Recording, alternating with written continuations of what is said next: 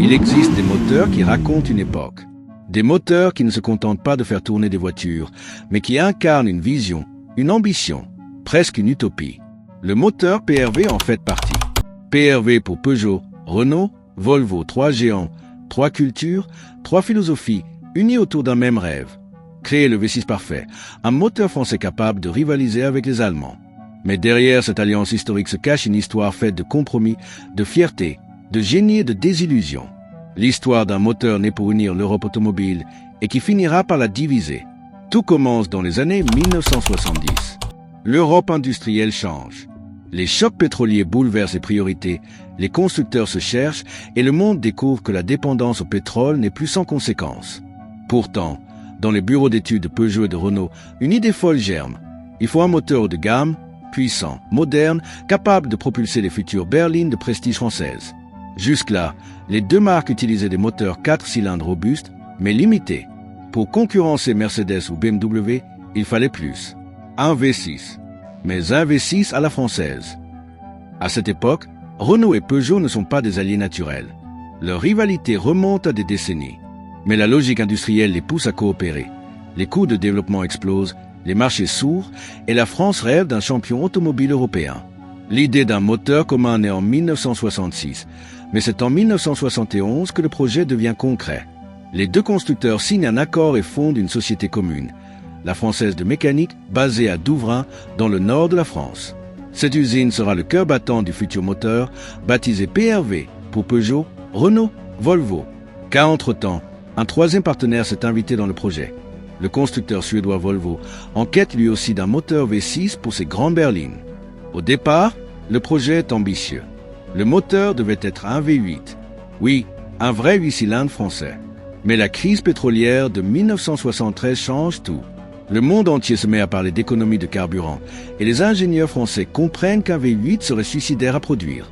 Ils décident alors de couper le projet, littéralement. Le V8 devient un V6. Un moteur plus compact, plus sobre, mais gardant la noblesse et la sonorité d'un bloc à 90 degrés. Et c'est là que le destin du PRV se scelle. Car ce choix, motivé par la crise, aura des conséquences profondes sur sa nature et sa réputation. Le premier moteur PRV sort de l'usine en 1974. C'est un 2,7 litres tout en aluminium à injection mécanique développant environ 140 chevaux. Un moteur noble, moderne, techniquement avancé pour son époque. Il équipe d'abord la Peugeot 504 coupé et cabriolet, la Renault 30 et la Volvo 264. Trois voitures très différentes, trois styles, mais un cœur commun. L'Europe automobile tient enfin son moteur franco-suédois. Mais la réalité industrielle est plus rude. Le PRV n'a pas le raffinement d'un V6 allemand. Son architecture à 90 degrés héritée du V8 initial le rend un peu rugueux, déséquilibré, et certains conducteurs remarquent des vibrations. Ce n'est pas un mauvais moteur, loin de là. Mais il n'a pas cette fluidité que les clients du haut de gamme attendaient. Pourtant, il a une présence, un caractère, une sonorité unique, métallique, presque animale. Et il va se tailler une place dans l'histoire, parfois là où on ne l'attend pas. Dans les années 80, le moteur PRV devient un symbole de la France ambitieuse. On le retrouve dans des voitures mythiques, la Renault 25 V6, la Peugeot 604, la DeLorean DMC12, la Talbot Agora. Oui, la DeLorean, cette voiture immortalisée par Retour vers le futur, est propulsée par un moteur français. Ironique, non? Un moteur né à Douvrin, sous la pluie du Nord, qui deviendra l'icône d'un film américain sur le voyage dans le temps. Le PRV devient alors une légende malgré lui. Pas pour sa perfection, mais pour sa singularité. Car ce moteur, comme la France industrielle de son époque, symbolise une alliance audacieuse entre pragmatisme et rêve. Il n'était pas parfait, mais il avait une âme. Et ça, aucun moteur allemand ne pouvait le lui enlever. Les années 1980 marquent la maturité du moteur PRV. Le contexte a changé. La crise pétrolière est passée. Les constructeurs cherchent de nouveau à séduire avec du prestige et de la puissance. Et pour Peugeot, Renault et Volvo, c'est l'occasion de montrer que leur moteur commun peut rivaliser avec les meilleurs blocs allemands ou italiens. Mais pour cela, il faut évoluer. Le PRV doit devenir plus raffiné, plus fluide, plus moderne. Il ne suffit plus d'être solide, il faut être noble. Chez Peugeot, la 604 donne le ton. C'est une grande berline de direction, élégante, sobre, mais un peu en avance sur son temps. Sous son capot, le V6 PRV ronronne avec un son profond et métallique. Mais les critiques sont partagées. Trop gourmand, pas assez souple, parfois capricieux à froid. Renault, de son côté, monte le PRV dans la R30, puis dans la R25 et plus tard dans la Safran. Volvo, fidèle à sa rigueur nordique, continue de l'utiliser dans les 264, 760 et 780 Bertone. 3 philosophies différentes, 3 façons d'interpréter le même moteur. Et c'est là toute la richesse du PRV. Il s'adapte. En 1984, une révolution arrive, l'injection électronique. Fini les réglages capricieux, les variations de ralenti, les fuites d'essence. Le PRV entre dans l'ère moderne. Les ingénieurs revoient la distribution, le calage des soupapes, la cartographie moteur. Résultat, le PRV devient plus docile, plus rond, plus fiable. La cylindrée passe à 2,8 litres, puis 3,0 litres sur les versions les plus nobles. Le moteur commence enfin à révéler son vrai potentiel. Mais ce n'est pas tout. Le PRV va bientôt connaître une seconde vie grâce au turbo. Car à cette époque, Renault croit fermement à la suralimentation. L'expérience du moteur turbo sur la Formule 1 et sur la Renault 5 GT Turbo pousse la marque à adapter cette technologie au V6 commun. Et le résultat est spectaculaire. Sur la Renault 25 V6 Turbo, puis sur l'Alpine GTA, le PRV transformé devient méconnaissable. Souple, puissant, explosif. Un moteur français capable de tutoyer les BMW et les Porsche. C'est aussi cette base qui donnera naissance au moteur de la légendaire Renault Alpine A610, un véritable missile des années 90. Le bloc PRV Turbo y développe 250 chevaux et fait grimper la voiture à plus de 250 km/h. Un moteur à la fois civilisé et brutal qui porte en lui l'ADN des 3 constructeurs. La rigueur de Volvo, l'endurance de Peugeot et la passion de Renault.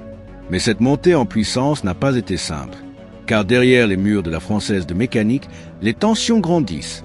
Peugeot reproche à Renault de tirer la couverture à elle, de modifier la base commune pour servir ses propres modèles sportifs. Volvo, de son côté, juge que les versions françaises manquent de rigueur dans la finition.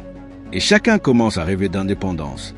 Le moteur PRV, né de l'union, devient peu à peu un terrain de rivalité. Pourtant, malgré les désaccords, le PRV s'impose comme un moteur de légende.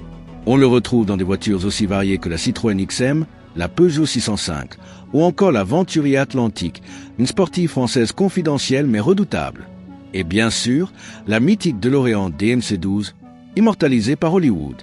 Ironie du sort, cette voiture américaine venue du futur est propulsée par un moteur européen né de compromis politiques et industriels. Sous son capot, le V6 PRV 2.8 ronronne avec un accent français, pendant que Doc Brown et Marty voyagent dans le temps. Un symbole parfait, un moteur imparfait, mais éternel. Dans les années 1980, le PRV devient un moteur universel. Il n'appartient plus vraiment à personne, mais il vit partout. Dans les berlines, les coupés, les sportives, les concept cars. Sa force, c'est sa modularité. Et malgré son âge, il reste compétitif. Chaque constructeur lui donne sa propre identité. Volvo le muscle pour la robustesse. Peugeot l'adoucit pour le confort. Renault le dynamise pour le sport. Un même bloc, 3 caractères. Mais en coulisses, les ingénieurs sentent que le monde change. Les normes anti-pollution se durcissent. Les moteurs doivent être plus propres, plus silencieux, plus légers. Et le PRV, tout en aluminium, commence à accuser le poids des années. Son architecture à 90 degrés, héritée du projet V8, devient un handicap pour les nouvelles générations de V6 plus compactes. Il faut penser à la suite. Mais comment tourner la page sans renier ce symbole franco-suédois? Renault et Peugeot savent que la fin approche, mais aucun ne veut porter la responsabilité d'arrêter la légende. Alors on modernise, encore et encore. Distribution revue, gestion électronique plus fine, culasse redessinée.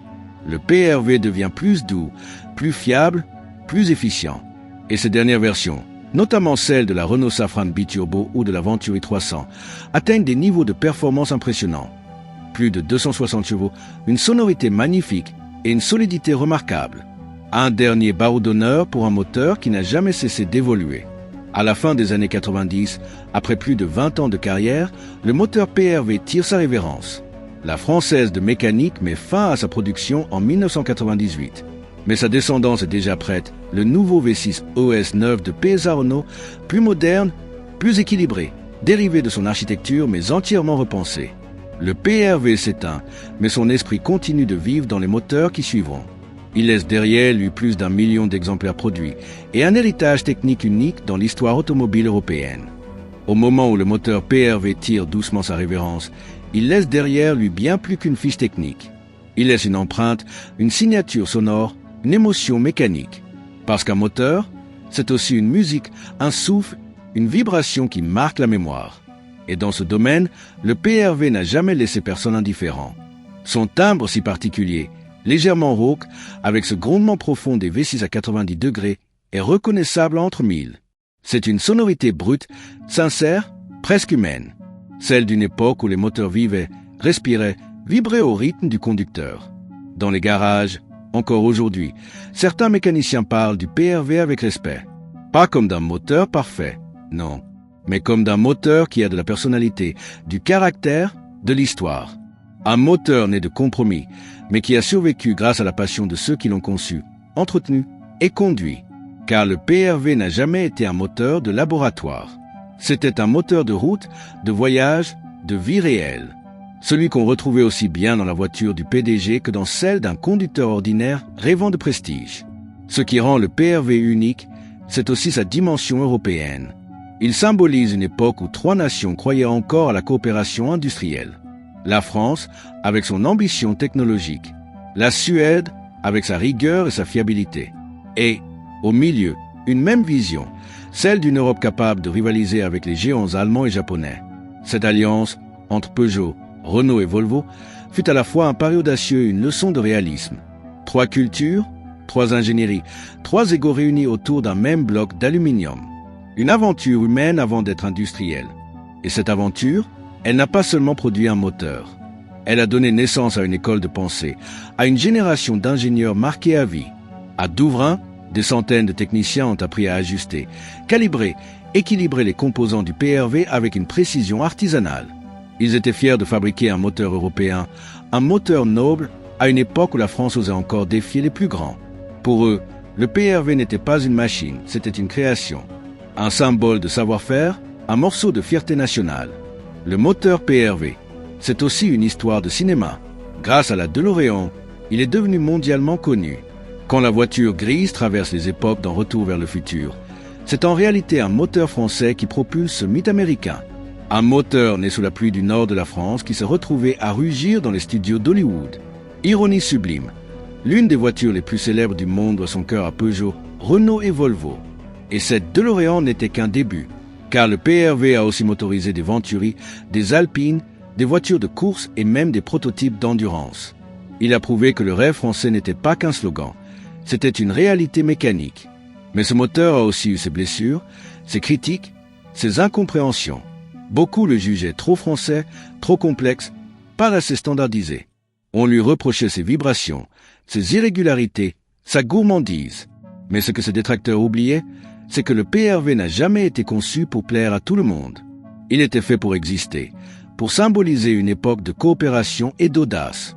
Et à ce titre, il a parfaitement rempli son rôle. Au fil du temps, le PRV est devenu un moteur culte. Il a inspiré des générations de passionnés.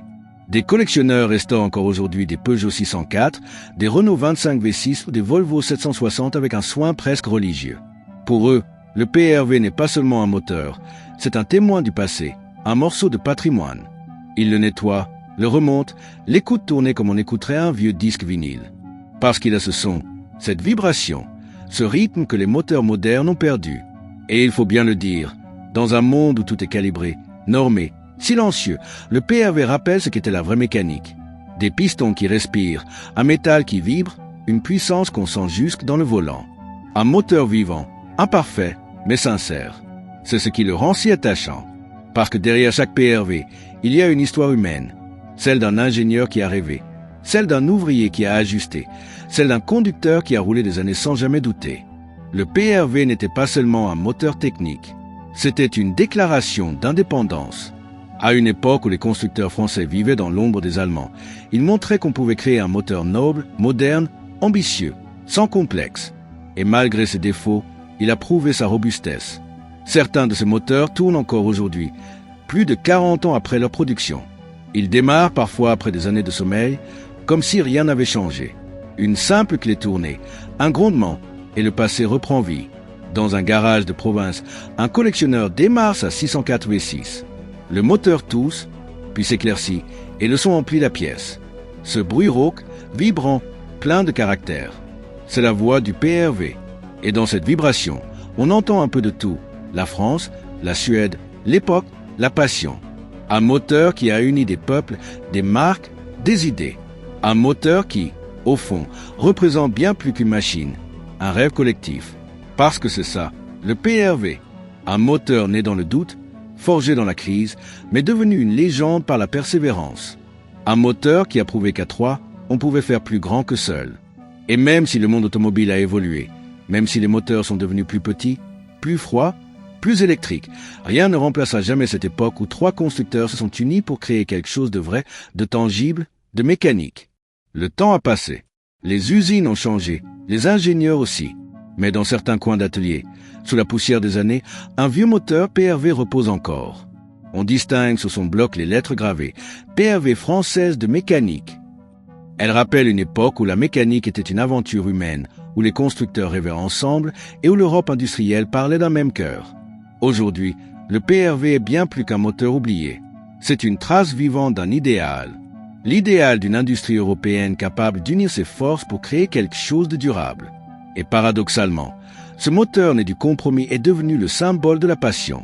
Il a traversé 3 décennies, motorisé des berlines, des sportives, des prototypes, des voitures mythiques et même une icône de cinéma. Il a survécu aux crises, aux critiques, aux générations. Et il est encore là, dans la mémoire collective, comme un témoin du savoir-faire français. Le moteur PRV, c'est une histoire d'ambition et d'obstination. Car rien n'était facile. Les tensions entre Peugeot, Renault et Volvo furent nombreuses. Les ingénieurs se disputaient sur les choix techniques, les coûts, les normes, les performances. Mais au fond, chacun savait que ce projet était plus grand que lui. Ce moteur, c'était un défi collectif, une manière de prouver que l'Europe pouvait faire mieux ensemble. Et c'est sans doute pour cela qu'il a marqué autant les esprits, parce qu'il symbolise la coopération à une époque où tout semblait possible. Quand on observe son parcours, on se rend compte que le PRV a vécu plusieurs vies.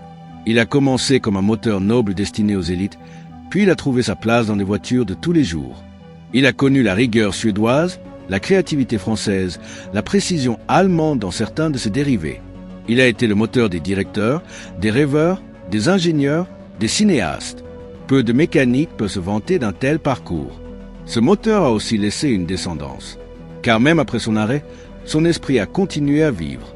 En 1997, PSA et Renault présentent le V6 ES9, un moteur plus moderne, plus compact, plus équilibré. Mais derrière ce nouveau bloc, les ingénieurs de Douvrin savent qu'ils doivent tout au PRV. L'architecture, la conception modulaire, le travail sur l'équilibrage et le refroidissement viennent directement de lui. Sans le PRV, il n'y aurait pas eu de V6 français moderne. C'est lui qui a ouvert la voie. Et au-delà de la technique, il y a une leçon. Le PRV a prouvé qu'un moteur n'a pas besoin d'être parfait pour être immortel. Il suffit qu'il ait une histoire, une âme et des gens qui y croient. C'est pour cela qu'il fascine encore. Parce qu'il raconte ce que les moteurs modernes ont oublié, la passion humaine derrière la machine. Chaque vis, chaque pièce, chaque vibration porte la marque de ceux qui l'ont conçue. Dans les musées de l'automobile, quand on regarde une 604, une R25, une Volvo 760 ou une DeLorean, on ne voit pas seulement des voitures. On voit un fragment d'histoire européenne. Des marques différentes, des visions parfois opposées, mais réunies autour d'un même moteur. Et ce moteur, malgré ses défauts, a tenu bon. Pendant près d'un quart de siècle, il a roulé sur toutes les routes d'Europe, parfois jusqu'à des kilométrages insensés. Il a tout vu, tout vécu, la gloire, les critiques, les innovations, la fin d'une époque. Le moteur PRV, c'est un peu comme un vieux musicien. Il n'a plus la puissance de sa jeunesse, mais il a le son, le vécu, la vérité. Un son qu'aucune machine moderne ne peut reproduire. Car ce n'est pas seulement un bruit de métal. C'est le son d'une époque où l'on croyait encore à la beauté de la mécanique, où chaque démarrage était un petit miracle, où les voitures avaient des voix différentes, des âmes distinctes. Et pourtant, son héritage dépasse la mécanique. Le PRV, c'est aussi un message, un rappel que la coopération peut créer des merveilles. Qu'entre concurrence et collaboration, il existe une voie intermédiaire, celle du partage du savoir-faire. Aujourd'hui, Quand on parle d'alliance industrielle entre Renault et Nissan, Peugeot et Stellantis, ou Volvo et Geely, on oublie souvent que la première grande alliance européenne, c'était celle du PRV. C'est elle qui a ouvert la route. C'est elle qui a prouvé que l'union entre ingénieurs pouvait franchir les frontières. Et si l'histoire du PRV continue de passionner les amateurs, c'est aussi parce qu'elle nous parle de nous, de notre rapport au progrès, à la technique, à la durabilité. Le PRV n'a jamais été un moteur de consommation, mais un moteur de conviction. Un moteur conçu pour durer, pas pour être remplacé. Et dans un monde où tout devient jetable, cette philosophie résonne encore plus fort aujourd'hui. Alors, la prochaine fois que vous verrez une vieille Peugeot 604, une Renault 25 ou une DeLorean, arrêtez-vous un instant. Écoutez. Si le moteur tourne encore, tendez l'oreille. Ce grondement grave et régulier, ce souffle d'aluminium et d'acier, c'est lui, le cœur du moteur PRV. Le son d'une époque où 3 marques ont uni leurs forces pour rêver plus grand. Un son qui traverse le temps, les générations et les frontières. Et peut-être que, dans ce bruit, vous entendrez ce que beaucoup ont oublié. Qu'avant les logiciels, les batteries et les écrans, il y avait le feu, le métal et l'homme. Et que c'est ça, la vraie mécanique.